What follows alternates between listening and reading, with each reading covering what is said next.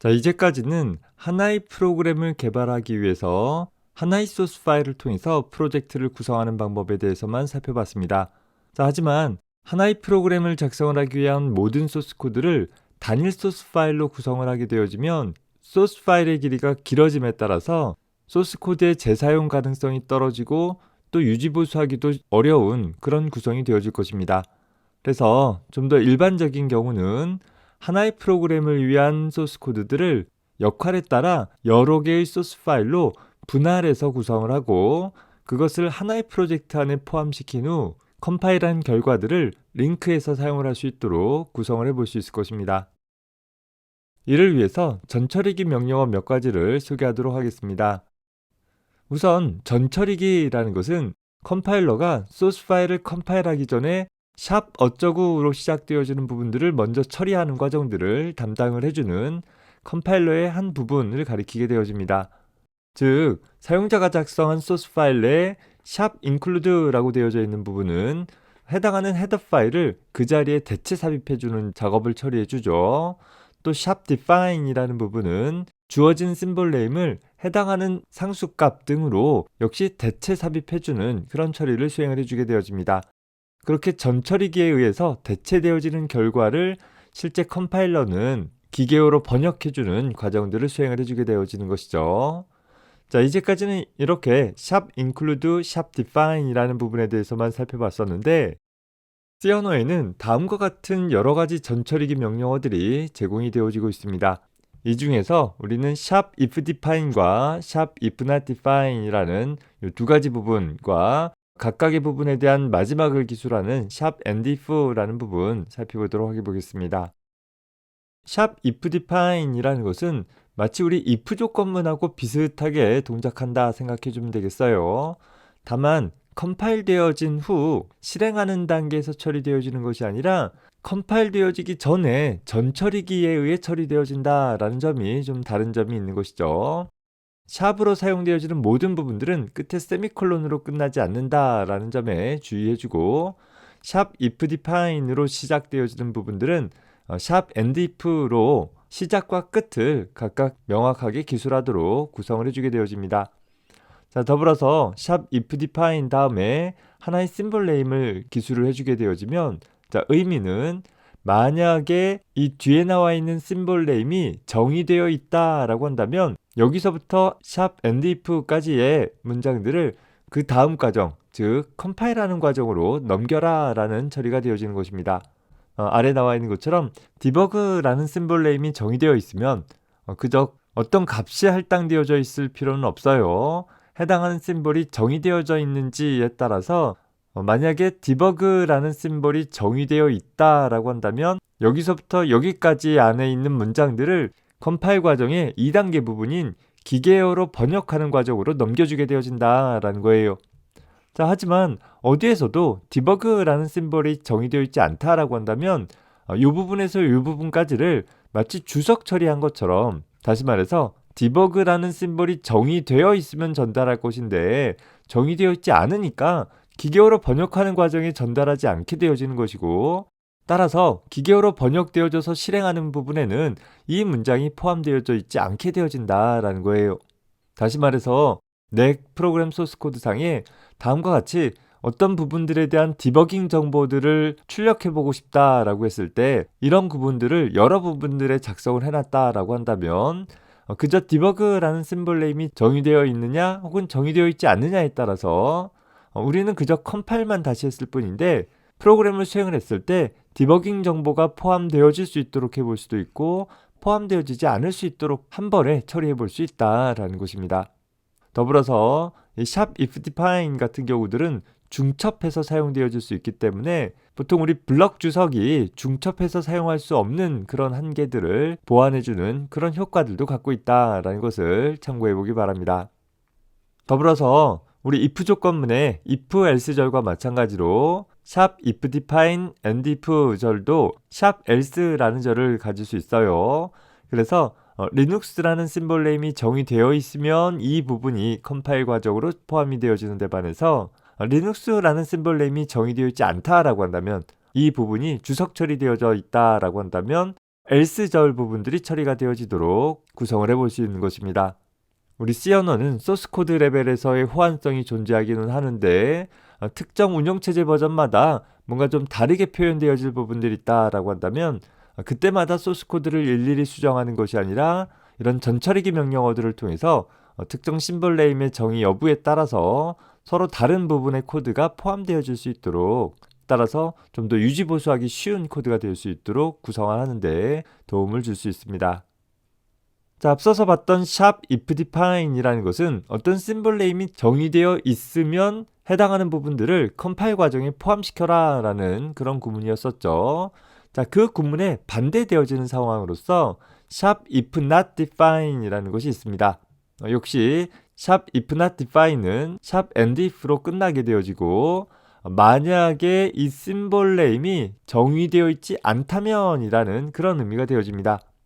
앞에서는 이 뒤에 기술한 심볼 네임이 정의되어 있을 때 안에서 어떤 일을 수행을 했다라고 한다면 지금 샵 if not define 이라는 것은 이 심볼 네임이 정의되어 있지 않으면 이 부분을 그 다음 과정으로 넘겨줘라 라는 거예요. 자, 그 다음 과정이라는 것은 들어와서 봤더니 샵 define 하기를 limit이라는 값을 1000의 값으로 설정해주고 있는 것이죠.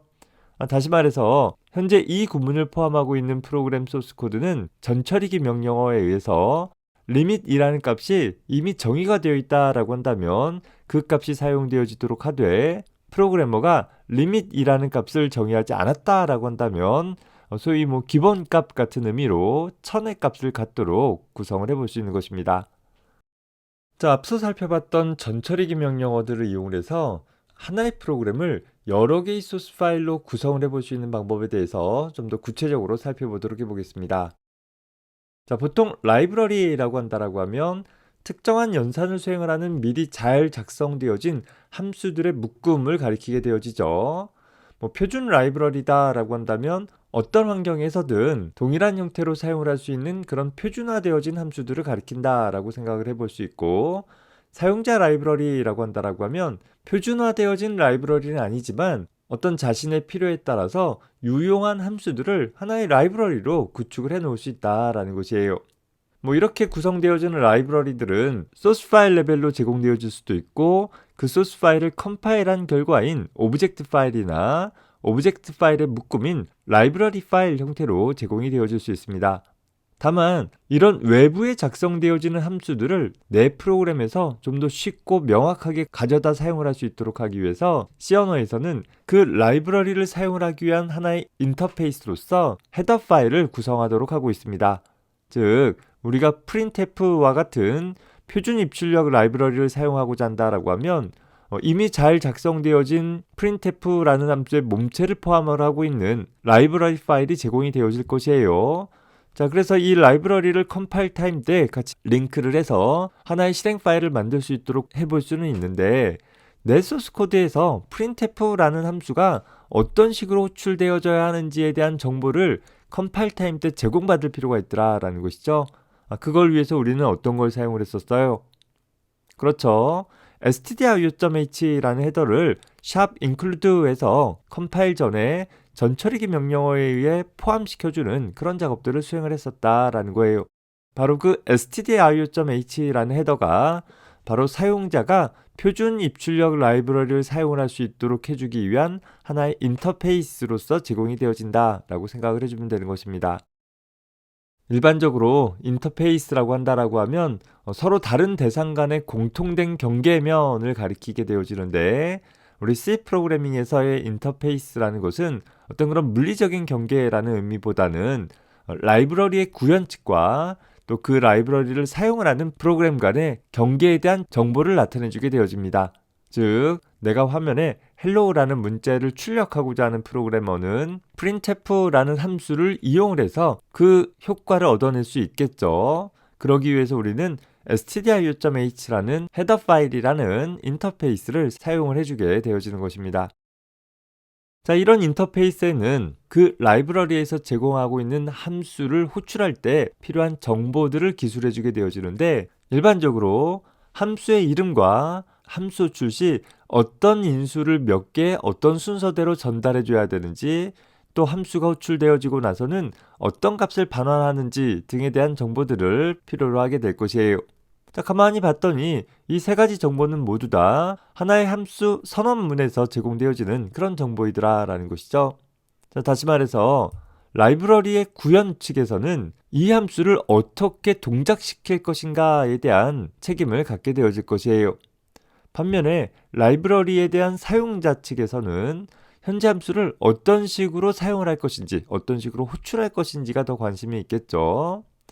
자, 따라서 이런 구현 측과 사용 측 사이에 하나의 공통된 경계로서 현재 함수는 어떤 식으로 호출되어질 필요가 있으며 또 그 호출이 되어졌을 때 어떤 식으로 동작되어지는지에 대한 정보들을 담고 있는 하나의 인터페이스로서 함수의 선언을 제공해 줄 필요가 있게 되어진다라는 것입니다. 그래서 C 언어에서는 헤더 파일이라는 확장자가 .h로 끝나는 하나의 소스 파일로서 인터페이스를 기술을 해주게 되어져요. 보통 헤더 파일은 소스 코드의 가장 앞쪽에 위치한다라는 그런 의미로 헤더 파일이라는 표현을 담고 있는 것이죠.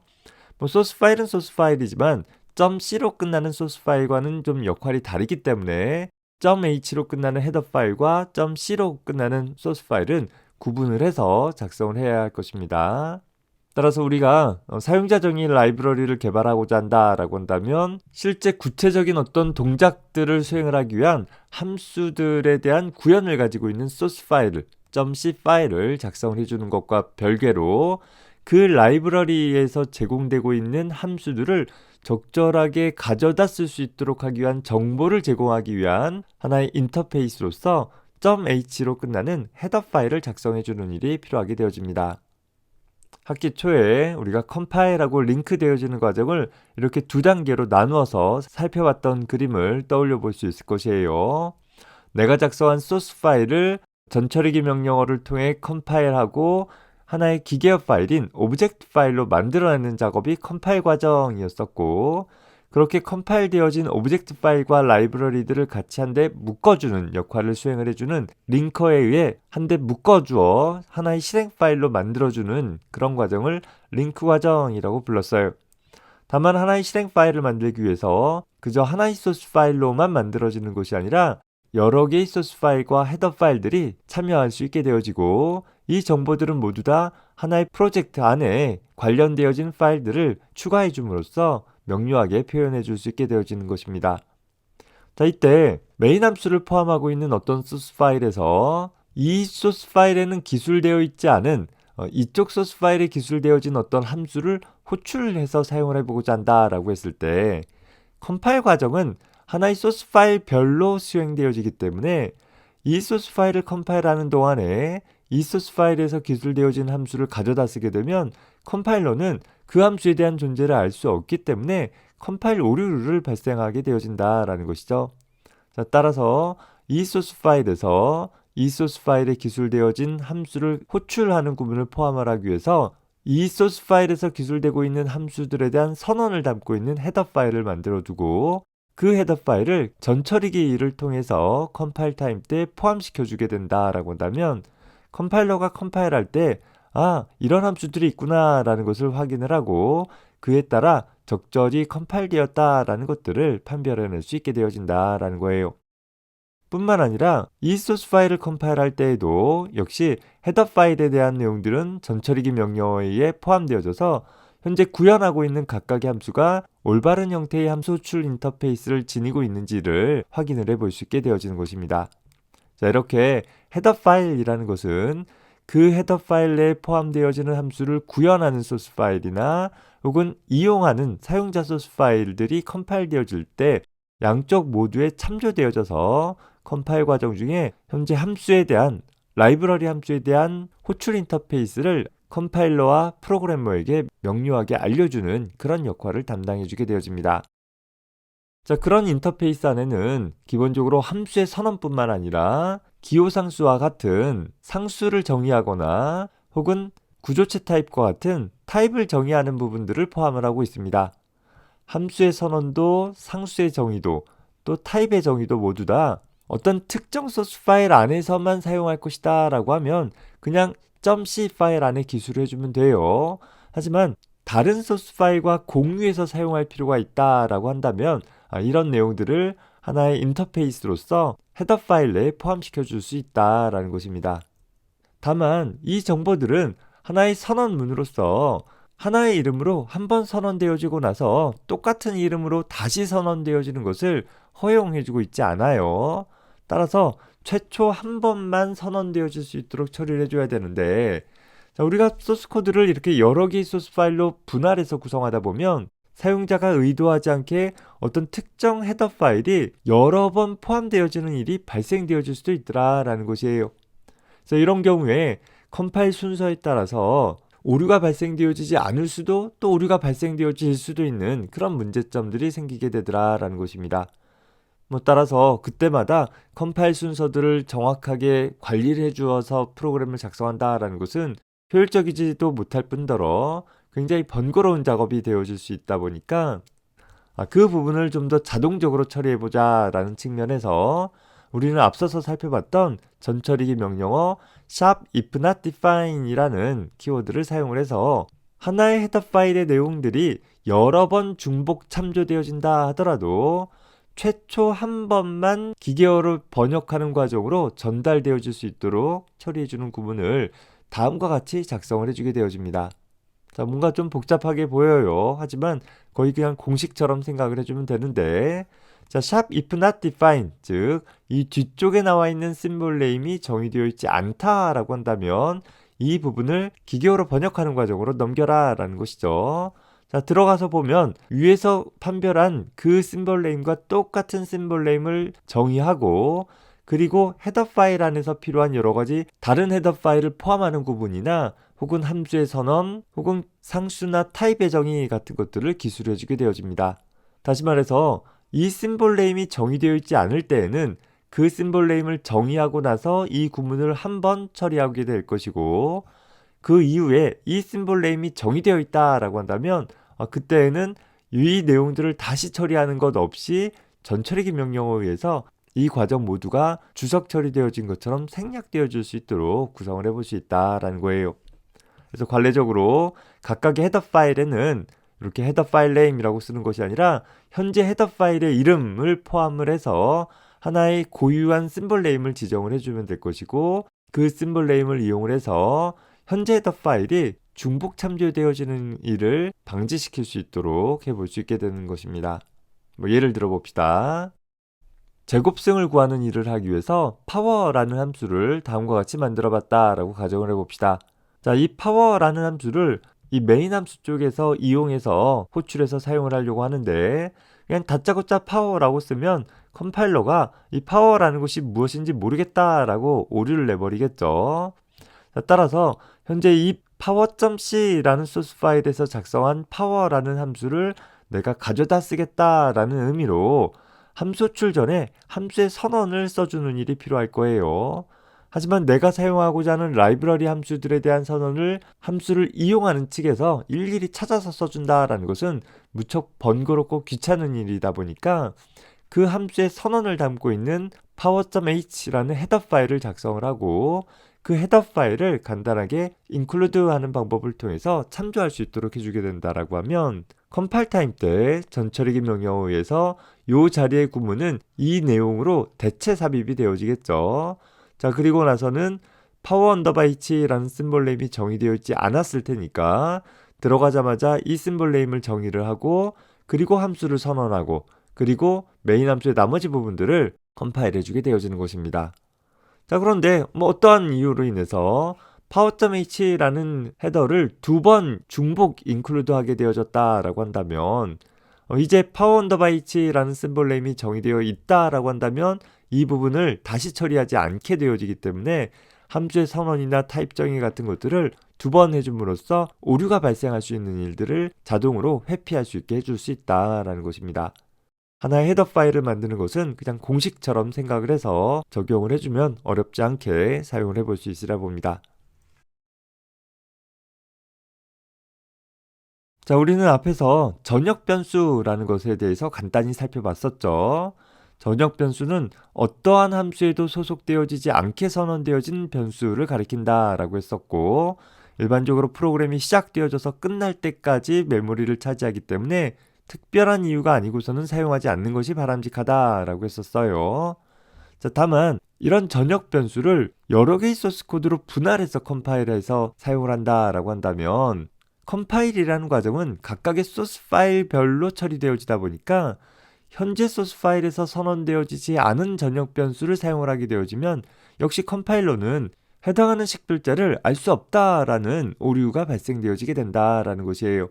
그래서 다른 소스 파일에서 정의되어져 있는 전역 변수를 참조해서 사용을 하고자 한다라고 했을 때 우리는 다음과 같이 extern이라는 키워드를 사용을 해서 컴파일러에게 현재 이름의 변수는 다른 소스 파일에서 전역적으로 선언되어진 변수이다 라는 것을 명료하게 알려주는 처리를 수행을 할 수 있게 되어집니다.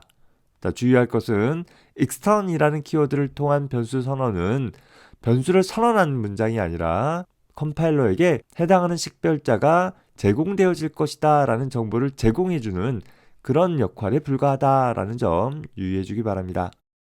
자, 간단한 예를 들어봅시다. 현재 프로그램은 main.c라는 소스 파일과 sub.c라는 소스 파일로 나뉘어져 있고 이 main.c에서 sub.c에서 정의되어진 함수를 사용을 하기 위해서 인터페이스로서 sub.h라는 헤더 파일을 포함하고 있다라고 가정을 해봅시다. 따라서 sub.c라는 소스 파일에는 펑션 01이라는 함수에 대한 정의가 또 sub.h라는 헤더 파일에는 이 함수에 대한 선언문을 담고 있다라고 가정을 해봅시다. 이때 main.c에서 선언되어진 데이터라는 전역 변수를 메인 함수뿐만 아니라 sub.c라는 소스 파일에서 제공하고 있는 펑션 01이라는 함수에서도 사용을 할 필요가 있다라고 했을 때 메인 함수를 컴파일할 때는 여기 변수 데이터가 선언되어 있기 때문에 문제없이 컴파일이 될 거예요. 하지만 sub.c라는 소스 파일을 컴파일하게 되어지면 이 소스 파일 내에는 데이터라는 이름의 변수가 선언된 것이 없기 때문에 이 부분에서 오류가 발생되어지게 된다라는 것이에요. 따라서 이 sub.c라는 소스 파일에서 데이터라는 이름의 정수형 변수를 전역적으로 선언해주는 일이 필요한데 사실 새로운 변수가 필요한 것이 아니라 main.c에서 선언되어진 이 변수를 사용을 하고자 하는 거잖아요. 특히 C 언어에서는 같은 이름의 변수를 같은 영역에 선언할 수는 없어요. 따라서 여기에다가 데이터라는 정수형 변수를 선언하는 순간 sub.c를 컴파일은 잘 되어질 수 있어요.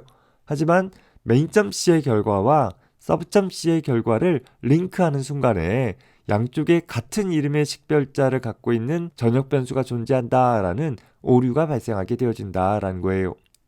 우리가 원하는 것은 이 소스 코드를 컴파일할 때 데이터라는 새로운 변수를 선언하는 것이 아니라 main.c에서 선언한 이 데이터라는 변수를 참조하도록 하겠다라는 것이 필요하기 때문에 이 경우 데이터라는 정수형 변수를 선언을 하되 그 앞에 extern이라는 키워드를 써줌으로써 현재 데이터라는 식별자는 정수형 변수에 대한 식별자인데 외부에서 선언되어진 변수이다 라는 것을 명시적으로 나타내 줄 수 있게 되어지는 것입니다. 이런 전역 변수는 기본적으로 모든 소스 파일에서 가시적인 그런 특징들을 갖고는 있어요. 다만 소스 파일이 컴파일 되어지는 시점에는 보이지 않기 때문에 extern이라는 키워드를 통해서 이런 이름이 있다라는 것을 명시적으로 지정한 것이었죠. 반면에 어떤 전역 변수의 이름을 특정 소스 파일 안에 한정하고 싶다라고 한다면 그 경우에는 전역 변수 이름 앞에 static이라는 키워드를 써줌으로써 현재 이 전역 변수는 오로지 현재 소스 파일 안에서만 가시적일 수 있도록 제한할 수도 있습니다. 참고하기 바랍니다.